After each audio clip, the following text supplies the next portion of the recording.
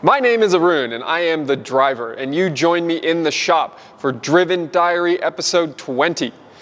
What is Driven Diary? It is simply a diary capturing my day-to-day life on a weekly basis as I live my mission-driven automotive entrepreneurial life. You get to see behind the scenes of what an early stage entrepreneur looks like on my way to building a billion-dollar automotive services brand.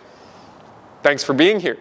In this week's episode, we take a ton of cash to the bank. We get to work on a lot of enthusiast cars. And I make some dark predictions about the future that you will want to stick around to the end of the video to see. Now also, in this week's video, I kind of filmed a few clips that I really didn't do a good job of capturing what actually kind of was the outcome of the thing I was capturing. And so I'll be filling in, standing right here on a number of occasions through this video as you watch, and you'll get to hear more of a full story around each of the clips that I show you from this past week. With that, let's get to the video.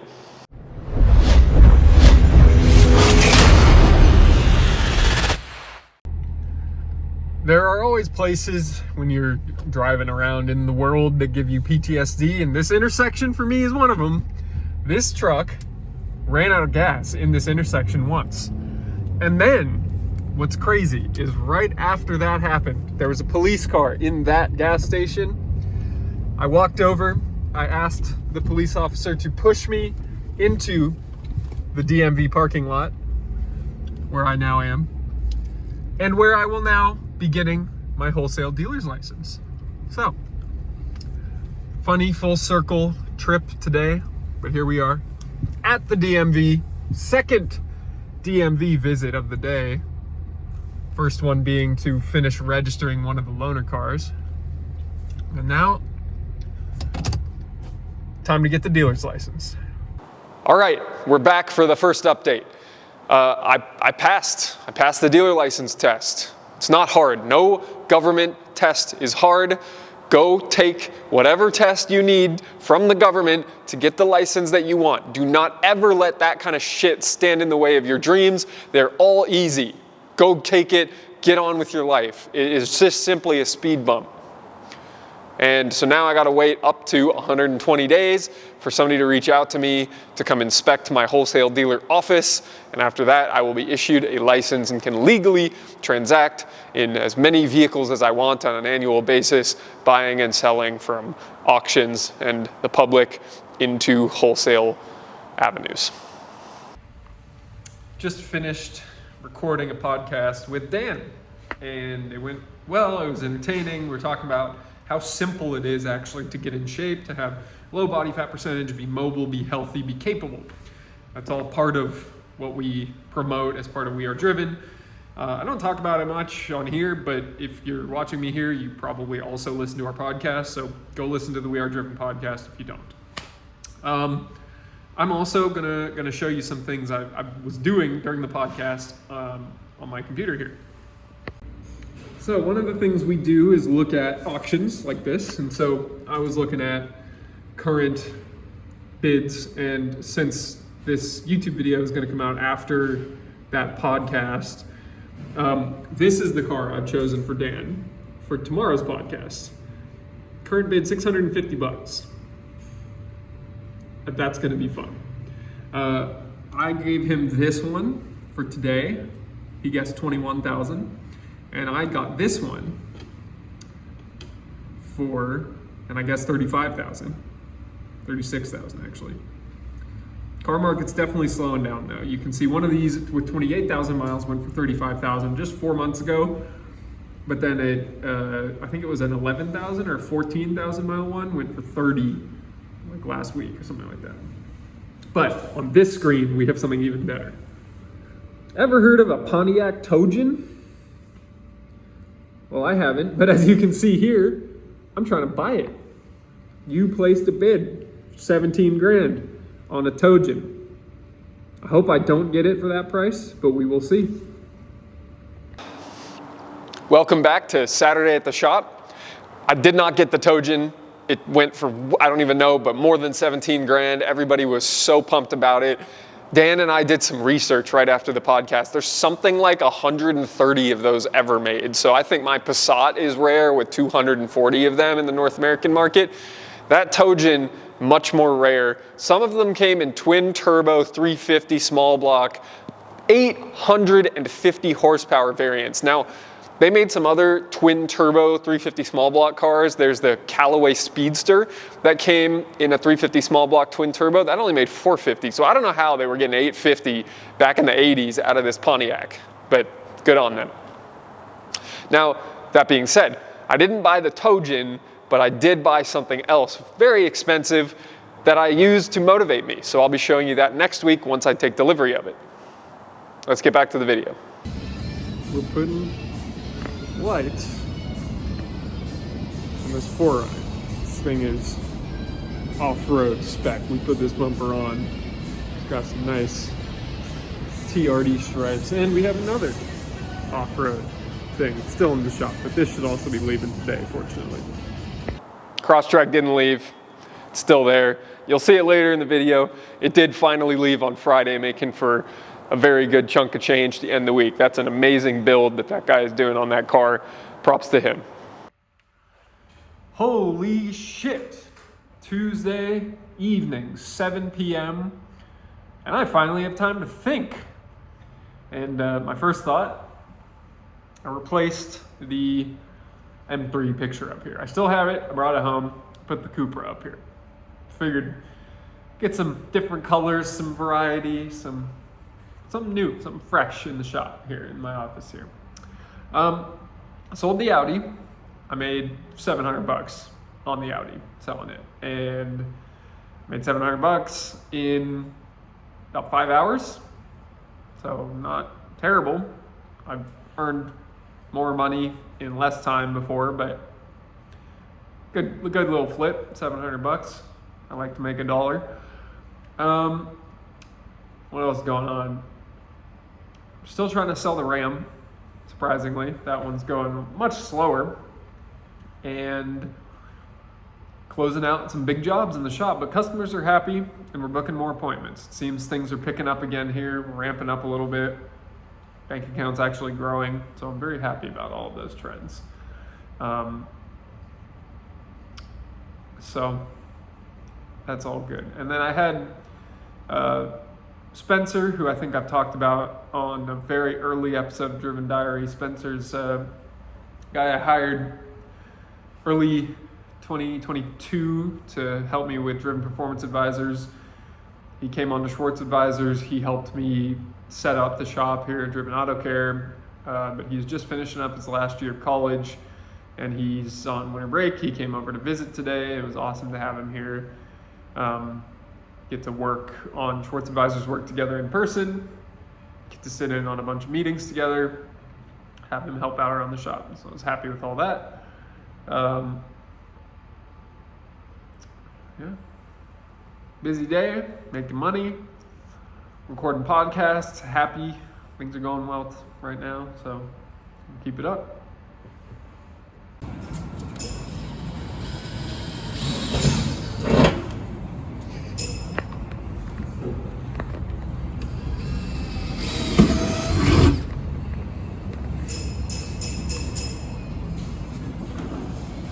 Arun, why are you drilling holes in the side of a perfectly good Tacoma fender?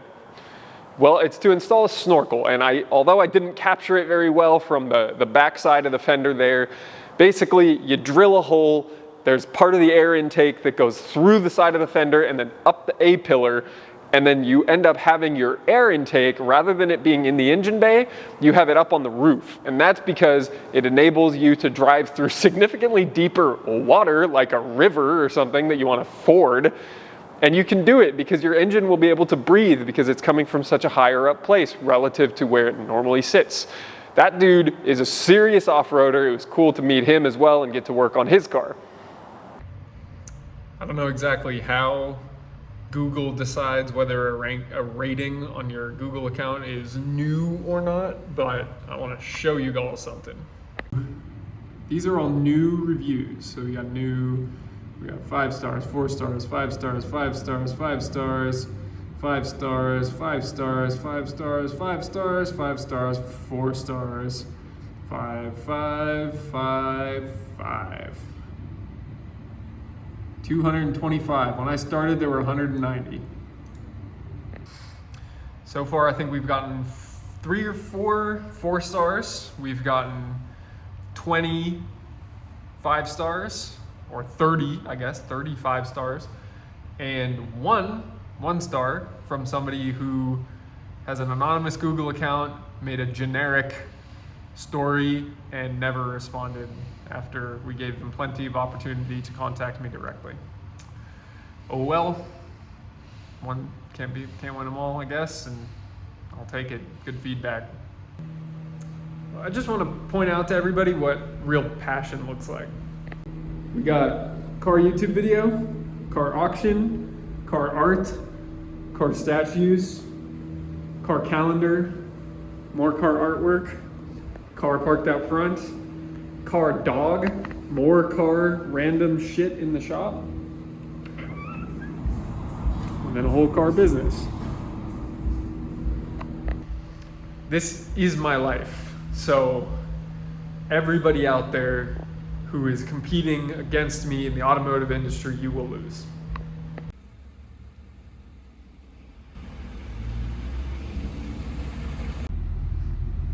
Can't say I'm too mad about nightly trips to Chase Bank to deposit cash. So it's a fun routine. It's always fun pulling up a nice vehicle here and depositing a bunch of cash in the bank. It's a good feeling. Good morning. Thursday morning. Update between calls here. I traded the white Ram for a red Ford fucking Ranger. Ford Ranger. I love those videos. Go watch a YouTube video entitled Ford fucking Ranger if you haven't seen it. It's amazing. Just got off the phone with my tax advisors, got some good news about bonus depreciation from them. And then I just got an estimate from the company that manages and maintains and certifies our lifts in the shop and some of our other equipment. And I'm looking at their estimate here for some repair work that we need on one of the lifts. And they're charging $165 for a service fee just to come out. Just to show up, it's $165, and then their labor rate's $252 an hour. We're now at $200. We're the most expensive shop in this plaza that I'm in here. Probably one of the most expensive independent repair shops in the East Bay here in California. And we're still only 80% of that shop, or that equipment repair place. So I kind of want to talk to that guy. I want to talk to Mr. Edwards, get some more information from him on how he's running his business, how it's going for him, because it's cool to see. It's aspirational. They do good work too. So that's all I got. Another call coming up here. 2 AMGs? That's fucking, things are ridiculous. Part of me wants to make that guy my freaking profile picture. Because that guy looks like he's ready to fuck shit up. He looks pissed off. He looks like he was taking, I don't know how many video takes for this advertisement that I was shooting yesterday evening. He looks mad. He looks ready to freaking kill the automotive service industry. Nobody left. It'll just be me winning in the entire industry. And then there'll be these little competitors who pop up. And then this motherfucker, look at that. Look at that. That looks like a 12-foot tall monster that's just gonna step on you. And I say this because that's sometimes the level of confidence you need to have in order to make the sort of big fucking decisions and big risks that you need to take to be successful. And I'm not going to become $1 billion company in this industry without having that mindset. So Message to myself this evening, Thursday evening, slow day at the shop. Felt like I was running around all day. Don't really know what I got done. Got rid of the Ram. Got me a Ford fucking Ranger. It's in pretty good condition too. That's it.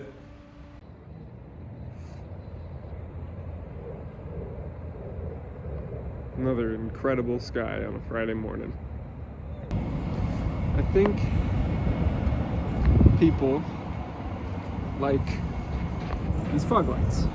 This thing is cool, huh? All kind of weird stuff here today. Genesis G90.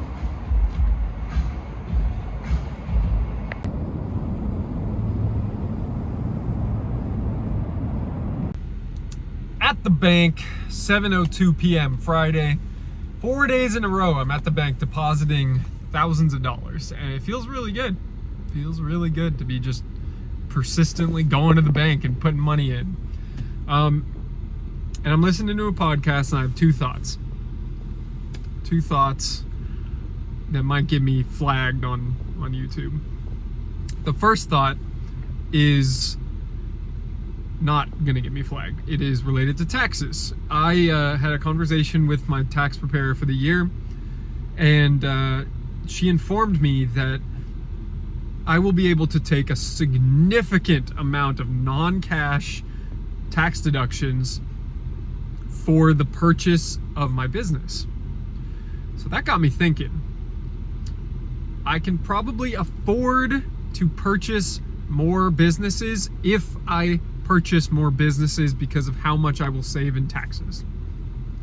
I will save more in taxes than I will pay in interest on loans that I take out to buy businesses.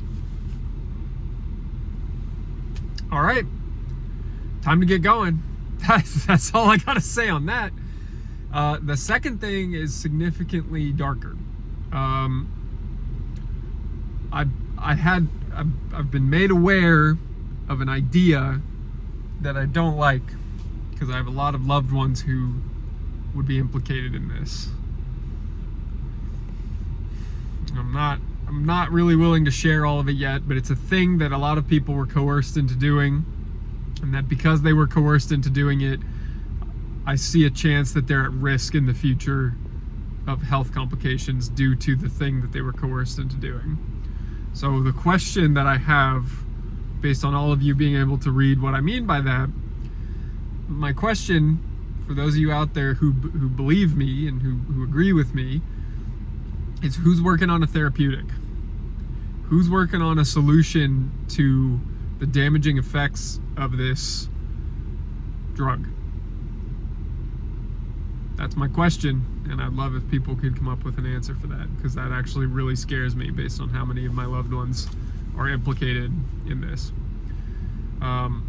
So with that Friday evening done, I am going to deposit this cash. I'm going to go home and hang out with my wife, and I'll see y'all tomorrow.